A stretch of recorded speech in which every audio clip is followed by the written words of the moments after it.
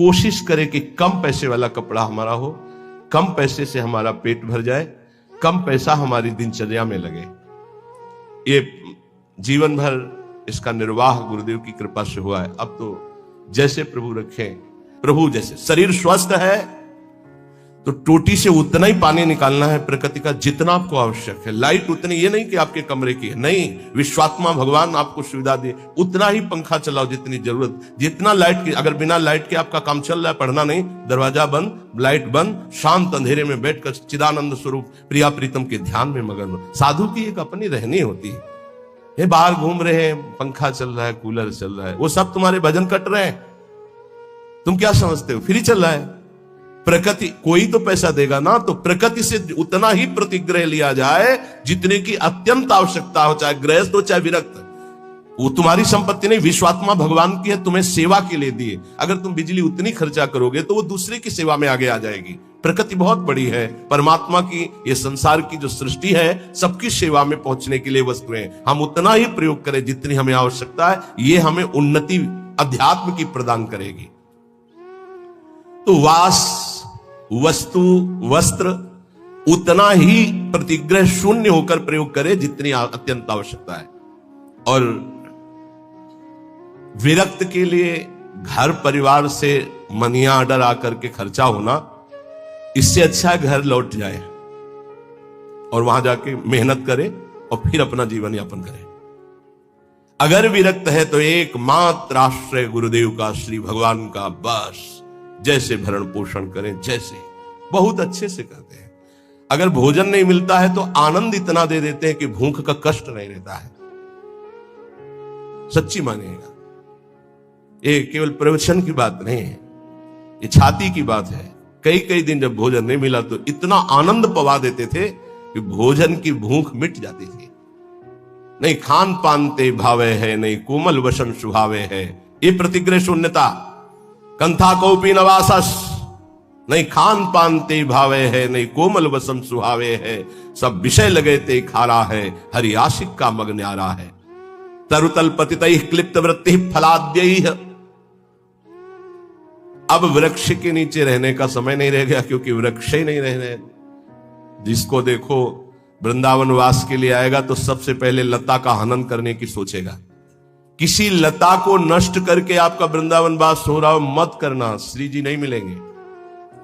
लता श्री जी की नित्य सहचरी है हमारे ब्रज की, और उसको काट करके, उसको हटाकर फ्लेट बना के, और उसमें अब बड़ी चतुराई की जाती है, बड़ी चतुराई की जाती है। जेसीबी से उसके नीचे कुआं कर दिया जाता है, वो गिर जाता है, रातों रात काट कर बाहर हो जाता है। तो क्या विश्वात्मा भगवान नहीं देख रहा है? रातों रात नष्ट हो जाओगे तुम, रातों रात नष्ट हो जाओगे। समय आने दो, लिख लो। ये ब्रज की लताएं, आप कोई भी हो, कोई भी हो, चाहे आप भूमि बेचने वाले हो, चाहे आप ब्रजवासी हो, चाहे आप बाबा जी हो, चाहे आप गृहस्थ हो, कोटि ब्राह्मणों की हत्या का पाप लगता है एक लता के छेदन से। हरिराम व्यास जी ने कहा है ये ब्रज की लताएं हैं, ये अज्ञान के कारण जानते नहीं, ब्रज की लताओं का नाश कर देते हैं। नहीं, ये लताएं बड़े बड़े परमहंस भजनानंदी ब्रह्म ऋषि की हत्या करने का जितना बड़ा दंड मिलेगा, उससे कई गुना बढ़कर दंड मिलेगा। वृंदावन की लता सम कोटि कल्प तरुणाएं, रज की तुल वैकुंठ नहीं और लोक के माए। एक बार वृंदावन की लता से रो के देखो क्या प्रदान करती है। एक बार वृंदावन की लता को राधा नाम सुना के देखो कितनी करुणा बरसाती है। ऐसी लताएं जिनकी प्रिया प्रीतम के द्वारा दुलार वृत्ति होती है। राधा करावचित पल्लव वल्लरी के, स्वामिनी जी की कृपा दृष्टि से सींचे गए, स्वामिनी जी के कर कमल से दुलराए गए ये वृंदावन की लताएं हैं, वृक्ष हैं। धिक्कार है हमारी बुद्धि को चंद रुपयों के लिए आज हम लताओं का छेदन कर रहे हैं। बड़ा सुंदर पीपल का वृक्ष था, रास्ते में आते थे, बड़ा सुंदर बट वृक्ष, हमें लगता है कम से कम 300 वर्ष पुराना नीम का पेड़। ऐसे गए, अब कुछ बस नहीं चलता, कुछ बस नहीं चलता। हरिराम व्यास जी आज के 500 वर्ष पहले लिखे थे कि वृंदावन मथुरा कट रहा है, मुझे बर्दाश्त नहीं हो रहा। कट रहा है मतलब लताएं, मानसरोवर में इतनी लताएं थी। आज के 25 वर्ष जो दर्शन किए, कुंज की कुंज, कहीं घुस के बैठो, रो प्रिया प्रीतम के लिए ऐसा वातावरण। अब वही संगमरमर, वो रज नहीं ढक दी गई, लताएं काट दी गई, संगमरमर बिछ गया, बोले उन्नति हो गई। हमारे ब्रज की उन्नति संगमरमर से नहीं है, रज और लताओं से है। ये रोड से उन्नति नहीं है, रज और लताओं से उन्नति है। जब हम परिक्रमा में लौटते तो जो ब्रह्मानंद मिलता है वो पद्मासन लगा के बैठने से नहीं मिलता, ध्यान रखना। बड़े बड़े महापुरुषों को देखा, अब रज रानी के दर्शन मिलना दुर्लभ है। हर जगह व्यवस्था ऐसी, छू न जाए रज, जिससे कल्याण होना है, जिससे परम पद मिलना है। बोले त्यक्त्वा सर्वाभिमानम प्रतिग्रह मटनम तुच्छ भैक्ष्याय कुर्वन्। अगर प्रिया प्रीतम के प्रेम रस को प्राप्त होना है तो तुम्हारे प्रसाद में श्री जी का भोग प्रसाद तो हो ही, ब्रजवासियों का टुकड़ा जरूर हो। ये हम सिद्ध महापुरुषों की बात कहते हैं, गुरुदेव के श्रीमुख की बात कहते हैं, अपने हृदय की बात कहते हैं। गुरुदेव ने कहा नीलांबर पीतांबर उसी के नेत्रों में झलकता है जिसके प्रसाद में ब्रजवासियों का टूक होता है। बड़े बड़े महापुरुषों ने ब्रजवासियों के टूक की महिमा गाई है और ऐसे आदेश दिए हैं कि यदि वो बच्चे को शौचाकर बिना धोए उसी हाथ से रोटी दे रही तो दोष दर्शन मत करना, उस रोटी को ले लो और धो करके पालो, तुम्हें प्रिया प्रीतम की प्रेम प्राप्ति होगी। बहुत सिद्ध जन है ये जो ब्रजवासी जन है, सच्ची मानिए, ये इनको गृहस्थ मत जानिए, इनको साधारण मत जानिए, असाधारण है। इन्होंने बहुत भजन किया तब जाके ब्रज में सीधे मां के गर्भ से इस रज में प्रकट हुई है और उनके घरों के जो टूक है उनमें बड़ी सामर्थ्य है प्रेम प्रदान करने की। लेकिन वो आदेश दे के मंगाने वाले से नहीं, उनके दरवाजे पे जाकर के उनके टुकड़े मांग कर खाने के। त्यक्त्वा सर्वाभिमानम प्रतिग्रह मटनम तुच्छ भैक्ष्याय कुर्वन्। हमें जो अपमान ब्रजवासियों के दरवाजे में मिलता है वो जानते हो क्या करता है? हमारे प्रारब्ध का नाश करके, हमारे अहंकार का नाश करके प्रिया प्रीतम की प्राप्ति कराता है। पक्का डरो मत, जब ब्रजवासी गाली दे अपमान दे तो छाती फुला लो कि आज हमारे बहुत बड़े प्रारब्ध का नाश होगा और प्रिया प्रीतम के मिलने का संयोग बन रहा है। बात हमारी मान लीजिए, पक्की बात आपसे कह रहे हैं। त्यक्त्वा सर्वाभिमानम प्रतिग्रह मटनम तुच्छ भैक्ष्याय कुर्वन्। कुछ लोग ये शब्द सुनकर, जैसे हितधाम में भी वृंदावन महिमामृत की चर्चा, तो ब्रजवासी के पास जो है अपने कि देखो हमारे पास सब कुछ है, आदेश हुआ है कि भिक्षा ले, तो पहले ये दिखा के सम्मान प्रीता चाहना, ऐसा नहीं। त्यक्त्वा सर्वाभिमानम प्रतिग्रह मटनम तुच्छ भैक्ष्याय कुर्वन्। अपने को तुच्छ समझकर, सब अभिमान त्याग कर ब्रजवासियों के प्रत्येक दरवाजे पर जाकर राधे श्याम। प्रत्येक दरवाजे का मतलब आज इन 5 घरों में तो कल उन 5 घरों में नहीं, दूसरे 5 घरों में परिचय न बनने पावे। तुच्छ भैक्ष्याय कुर्वन्। कुर्वन् न व्यर्थ वार्ताम, कभी बेकार 1 मिनट भी न जाने पावे। कथमपि न वृथा चेष्टया कालयापि, कोई भी 1 मिनट व्यर्थ के कार्यों में न जाने पावे। भिक्षान्न पाना, लंगोटी वाला बनना अर्थात जितेंद्रीय भाव रखना, वास और वस्त्र की याचना न करना, प्रभु जैसे जहां रखे वैसी व्यवस्था में रहना, उदर पोषण में भिक्षान्न जरूर होना चाहिए ब्रजवासियों का। और वो टूक अभिमान रहित होकर जो मांगा गया है, तो वृंदारण्ये निवत्स्याम मनुशरं राधिकैकात्मलोकान्। वो वृंदावन में प्रिय प्रेमियों का अनुसरण करते हुए श्री किशोरी जी को अपने हृदय में देखता है। पहले साक्षात्कार यहां होता है किशोरी जी का। श्री राधिका स्फुरत में हृदयकेल सिंधु, श्री राधिका स्फुरत में हृदयकेल सिंधु। नारायण या गौर श्याम को हृदय निकुंज, बस पहले इस निकुंज में दर्शन, फिर जब आंख तब दिखाई देता है बाहर। पहले अंदर के नेत्र, हृदय के नेत्रों में पहले प्रियालाल का साक्षात्कार होता है, तो वही हृदय के नेत्र बाह्य नेत्रों में प्रकाशित होते हैं, तो जिधर देखता है जुगल जोरी का साक्षात्कार होता है। श्रीपाद प्रबोधानंद जी कह रहे हैं जो इस तरह से श्री वृंदावन धाम का आश्रय, शरणागति और रहनी से वास स्वीकार करता है, उसे बहुत शीघ्र प्रिया प्रीतम के प्रेम रस की प्राप्ति होती है। उपासक, ये 84 हैं वैष्णव जनों के संपूर्ण दिव्य लक्षण। ये वैष्णव धर्म बहुत महामहिम धर्म है, बस सुनना और जो ना हो उनको धारण करने की चेष्टा करना, सुनना जरूर। कह रहे भगवदी वैष्णव सदैव मन में प्रसन्न रहता। सबसे पहली वैष्णव की पहचान भगवदीय, जो प्रभु का हो चुका है। वैष्णव जो कंठी तिलक मंत्र नाम सदगुरुदेव ग्रंथ पंथ सबका उसको ज्ञान है, अपनी रसरीति का ज्ञान है, अपने गुरुदेव का आनंद है, अपने पंथ का उसको ज्ञान है। कंठी तिलक द्वादश धारण की हुई जो वैष्णव बड़ी महिमा है, साक्षात भगवान के दर्शन का संयोग जब बनता है तब ऐसे वैष्णव का दर्शन होता है जो वैष्णव पद्धति से वास्तविक वैष्णव है। उसकी पहचान, पहला सबसे पहले वैष्णव की पहचान जो गीता जी में भगवान कहते संतुष्टायेन केनवा, हर परिस्थिति में प्रसन्न रहना, कभी भी उदास ना रहना। यह कब हो सकता है? जब आप वैष्णव होंगे। वैष्णव कौन? जो हरि का है। वैष्णव कौन? जो दूसरों को सुख पहुंचाना चाहता है। वैष्णव कौन? जो सब में भगवत भाव करता है। वैष्णव कौन? जो कभी किसी में दोष दर्शन नहीं करता, वो सदैव प्रसन्न रहेगा। यही ज्ञानी की पहचान बताई गई, ब्रह्मभूता प्रसन्नात्मा। तो वैष्णव सदैव प्रसन्न रहता, कभी उदास नहीं होता। 84 लक्षणों में पहला। दूसरा, वो बिना ठाकुर सेवा विराजमान घर में किए रह ही नहीं सकता। अर्थात उसके कुटिया में, उसके घर में ठाकुर जी विराजमान, प्रिया प्रीतम विराजमान, चाहे नाम सेवा विराजमान हो। सबके होना चाहिए सेवा, ध्यान रखना। विस्तार नहीं कर सकते हो तो राधा नाम विराजमान कर लो, 5 मिनट लगता है। स्नान कराया, वस्त्र से पोंछ दिया, थोड़ा इत्र लगा दिया, यदि सुविधा नहीं है तो जैसी श्री जी सुविधा दिए हो, जो पाना है वो भोग लगा दिया, शयन करा दिया, एक रुमाल बिछा दी, ऊपर से एक रुमाल उड़ा दी, हो गया। सेवा जरूर होनी चाहिए। दूसरा लक्षण है कि वैष्णव उपासक का लक्षण कि उसके पास सेवा होगी, नाम सेवा। जहां गुरुदेव भगवान जाते, नाम सेवा साथ, सेवा साथ। ये पूरे 84 कोष ब्रजमंडल में जहां जहां भ्रमण परिक्रमा, दंडवती परिक्रमा, सब जगह नाम सेवा साथ। तीसरा, अपने ठाकुर जी की सेवा जब तक शरीर काम करे दूसरों को कभी ना दे। जब तक शरीर काम करे तब तक दूसरों को कभी अपनी ठाकुर सेवा ना दे। अब यहां ध्यान देने योग्य बात है, जैसे कोई जन्मना सूतक या मरना सूतक होता है, समझ पा रहे? जन्मना सूतक और मरना सूतक, उसमें लोग क्या करते हैं, अपने ठाकुर जी दूसरों के घरों में भिजवा देते हैं। तो क्या आप अपना बच्चा भिजवा सकते हो दूसरों के घरों में? नहीं भिजवा सकते। फिर आप दूसरों के घर में ही जाके पाइएगा 13 दिन। वहां ठाकुर जी पा रहे हैं और तुम अपने घर में पा सकते हो क्या? क्योंकि बिना ठाकुर जी का भोग लगाए तो हम पा नहीं सकते। हम वो सिद्धांत मानेंगे जिससे हमारी श्री जी की सेवा कदापि न रुके।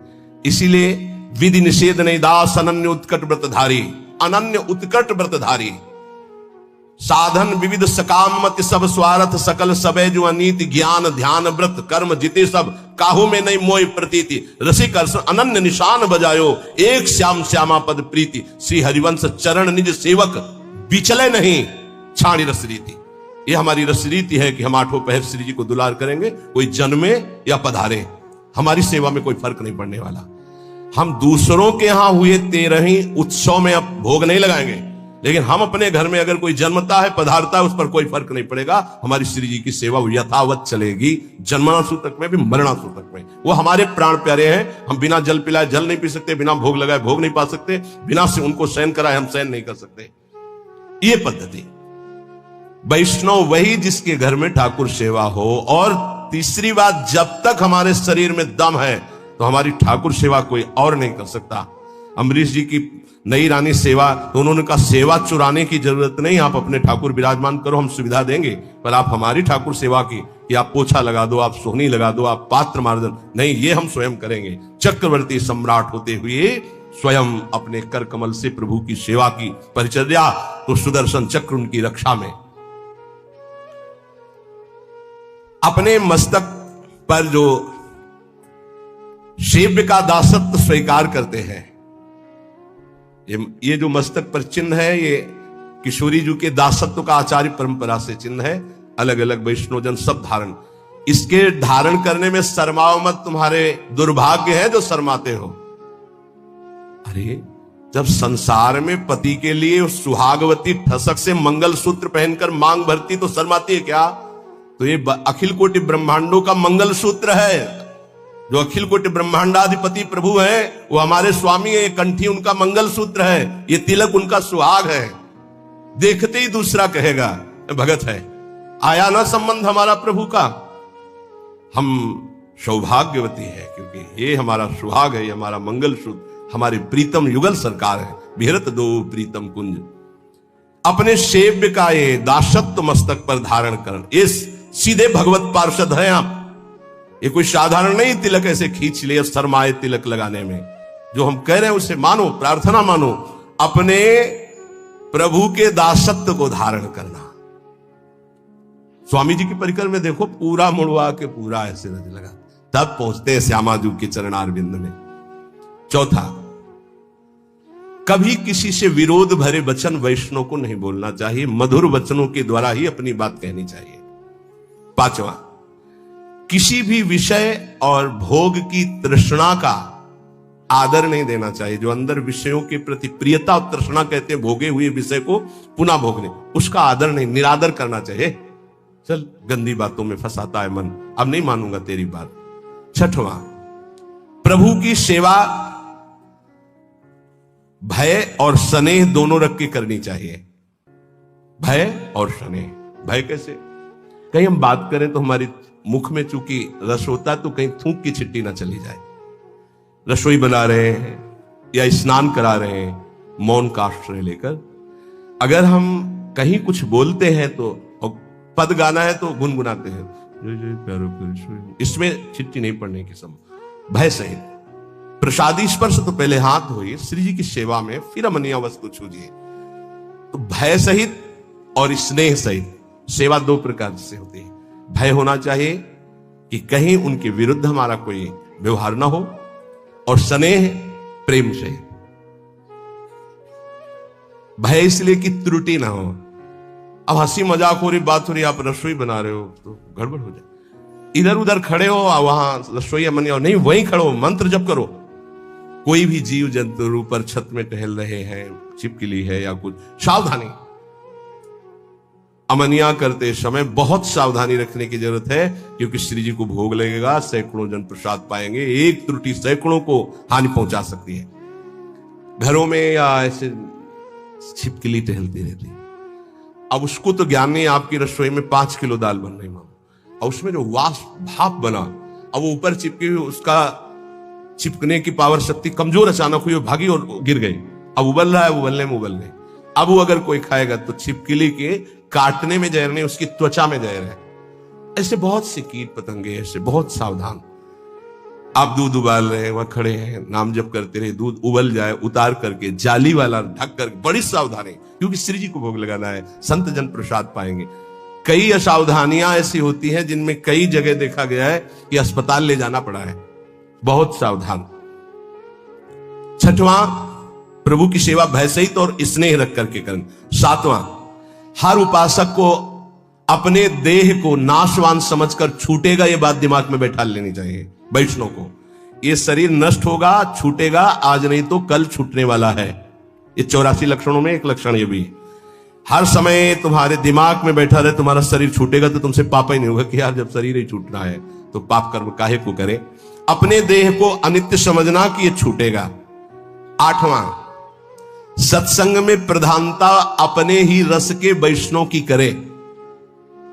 अपने ही रस के वैष्णव की करे।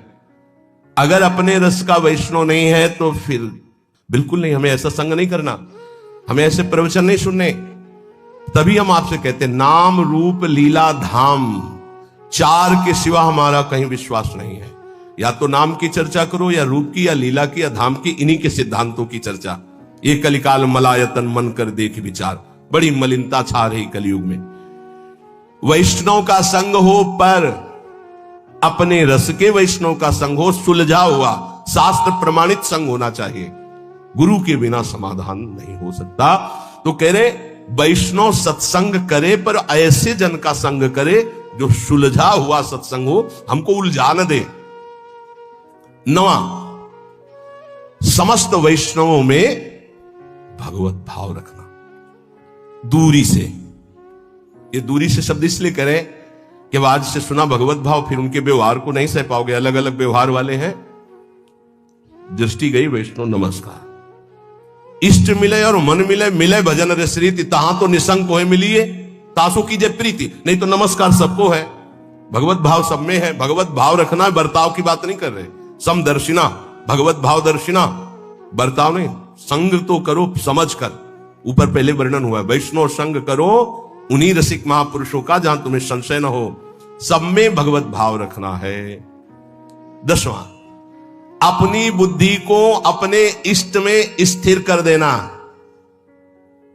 जैसे कल एक अनन्य उपासक बाहर कहीं के हैं, वो आए और उन्होंने कहा कि राधा नाम की इतनी प्रीता हो गई कि अब और नाम का कीर्तन जैसे गांव में प्रभात फेरी में होता है, तो जब राधा नाम का कीर्तन सब गाते हैं तो हम गाते हैं, इसके बाद जब और गाते हैं तो हम नहीं गाते हैं, तो मन में लगता है कहीं अपराध तो नहीं बन रहा है। वो आपसे जानकारी करना चाहते हैं। बिल्कुल रुचि नहीं है अन्य ना बोलने की, ना सुनने की, ना गाने की। हमारा कोई ऐसा नहीं है, पर हमारी रुचि ही नहीं है। जब राधा नाम गाया जाता है तो मैं गाता हूं, नहीं तो मौन हो जाता हूं। क्या यह अपराध तो नहीं? हम क्या अपराध नहीं, तो धन्य भाग है। वही तो महाप्रभु हरिवंश चंद्र जी कह रहे, रसना कटो जो अन रटो, निरखी अन फुटो नैन, श्रवण फुटो जो अन सुनो, श्री राधा जस बैन। मीरा जी ने जब पद लिखा प्रश्न करके गोस्वामी जी को, तो गिरधर से प्रीति की बात कह के लिखी। और गोस्वामी जी ने जब उत्तर दिया तो लिखा, जाके प्रिय न राम वैदेही, तजिए ताहि कोटि बैरी सम जत्यप परम सने। गिरधर गोपाल शब्द नहीं लिखा, लिखा जाके प्रिय न राम वैदेही। अपने इष्ट की अनन्यता, वो अपने इष्ट की अनन्यता से प्रश्न कर रहे, वो अपने इष्ट की अनन्यता से उत्तर दे रहे। अपने इष्ट में बुद्धि स्थिर हो जाना, किसी भी प्रसंग से बुद्धि को विचलित ना करना, अपने इष्ट से। 11वां, श्री भगवान के दर्शन होंगे ऐसी आशा रखना। ये वैष्णव धर्म है। हमें इसी जन्म में भगवत साक्षात्कार होगा, ये दृढ़ आशा रखना। 12वां, आसुरी भाव वाले लोगों का संग न करना। ऐसे आसुरी पुरुषों का संग न करे जो आपके भगवत दर्शन की आशा तोड़ दें, भगवत भजन की आशा तोड़ दें। 13वां, प्रसाद बहुत समझ बूझ के ही लेना। वैष्णव को किसका भोग लगा हुआ है, कैसा वैष्णव है, क्या उसका पद्धति है, ये समझ बूझ करके। हाँ, जहां महारानी जो नहीं है, कई ऐसे अलग अलग भाव वाले जन हैं, अपने अपने भाव के अनुसार हमको अपने इष्ट मिले और मन मिले। खान पान तो कीजिए रसिक मंडली माए, जिनके और उपासना तहां उचित ध्रुनाए। पक्का, ये पक्का।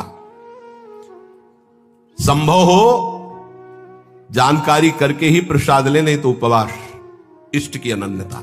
ये वैष्णव धर्म है। वैष्णव धर्म बड़ा चमत्कार है भगवत वैष्णव धर्म में। एक काशी में वैष्णव रहते थे, श्यामा श्याम के उपासक अनन्य।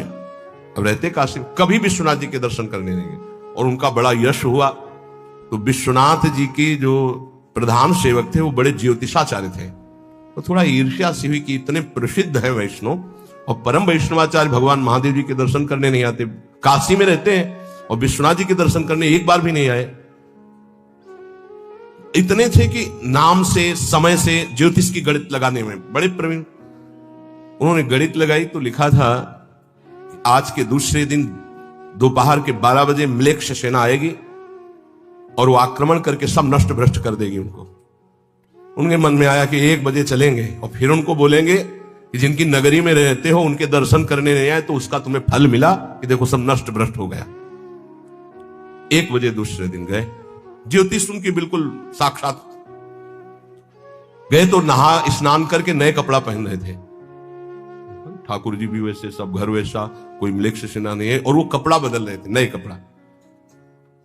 तो उनका आओ आओ, आज तो बड़ी कृपा हुई भगवान शंकर की कि आप स्वयं चलकर दर्शन दिए, इसका मतलब भगवान शिव हम पर प्रसन्न है। तो उनका मैं आश्चर्यचकित इस बात का दर्शन कर रहा हूं कि 12 बजे म्लेच्छ सेना आनी चाहिए आपके पास और आपका सब विध्वंस करना चाहिए। बोले आई थी?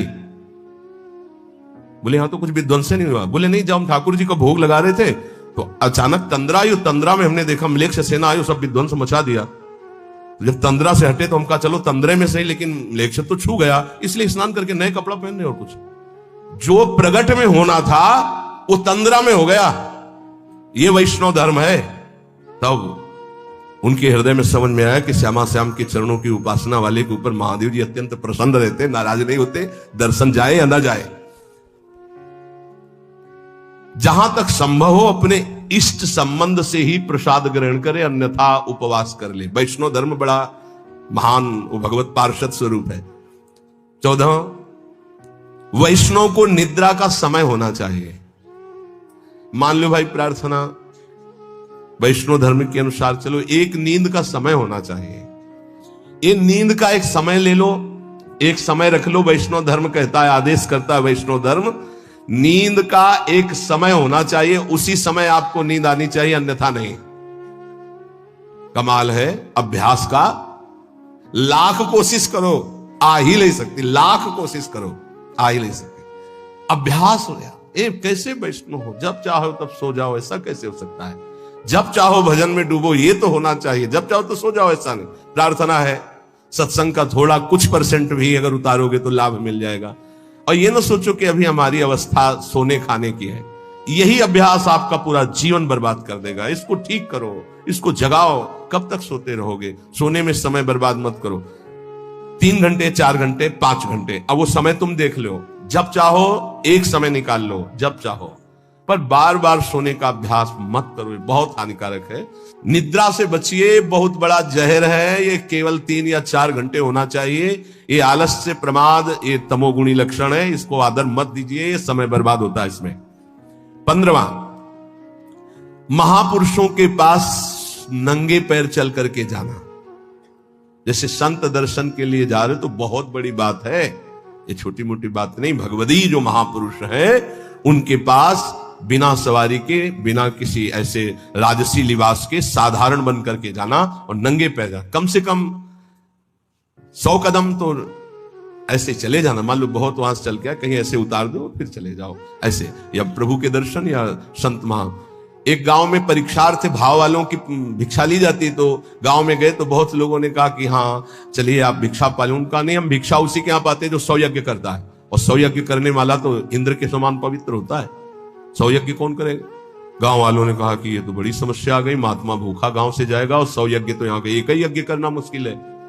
तो एक नौवधू थी जो बचपन से सत्संग सुनती थी, उसने कहा हमें ले चलो महात्मा के पास, वो पा लेंगे। अरे बोले किसी के हाथ से नहीं पा रहे, तेरे हाथ से। बोले ले चलो। तो नंगे पैर कपड़े से ढककर भोग सामग्री लेके गए। बोले पाओ महाराज। बोले सुना नहीं मेरा नियम यहां कि 100 यज्ञ करने वाले के हाथ में। बोले 100 यज्ञ तो बहुत थोड़ी होती है। बोले ये दोहा आपको याद है? संत मिलन को चालिए तज माया अभिमान, ज्यों ज्यों पग आगे पढ़े कोटिनी यज्ञ समान। जैसे जैसे आगे चरण बढ़ाए जाते हैं वो करोड़ों यज्ञ, तो आप 100 काट ले उसमें, हमारे तो बहुत जमा है। तत्काल पा लिए भाव। किसी भी भगवदीय महापुरुष के पास दैन्य होकर नंगे पग जाना। 16, किसी के घोर अपराध करने पर भी क्रोध ना करना, ये वैष्णव धर्म है। क्योंकि क्रोध करने से भगवद आवेश का प्रादुर्भाव नहीं होगा, और वैष्णव वही जिसमें भगवद आवेश आता हो। बोले अब ये नहीं बोल रहे, अब तो साक्षात श्री भगवान बोल रहे हैं। किसी के ऊपर क्रोध नहीं करना। क्रोध करने से हृदय में भगवद आवेश नहीं आएगा। 17, जहां अपने भागवत धर्म की विरुद्ध चर्चा हो रही हो वहां मौन धारण करके तत्काल चल देना चाहिए। मौन धारण करके झगड़ा नहीं करना, वहां से तत्काल चल देना चाहिए। प्रायः जो लोग पूर्ण ज्ञानी नहीं हैं वो ऐसी बातें करने लगते हैं, तो हमको ऐसी बातें नहीं सुनी जहां प्रभु के नाम रूप लीला धाम की अवहेलना हो रही हो। जहां स्वधर्म के विरुद्ध चर्चा होती हो वहां से मौन होकर उठकर चल देना चाहिए। 18, जो कंठी तिलक गुरुमंत्र नहीं लिए है, अभी बड़ी समस्या वाला है, हम उसके हाथ का पानी और भोजन ना पाए, फिर बड़ी समस्या हो जाएगी। पति कंठी तिलक लिए, पत्नी लिए नहीं, या पत्नी लिए है तो पति नहीं लिए, बड़ी समस्या है। तो इन्हीं समस्याओं का समाधान हो जाना, वैष्णव धर्म पर स्थित हो जाना है बहुत कठिन। ये हितधाम में जब चर्चा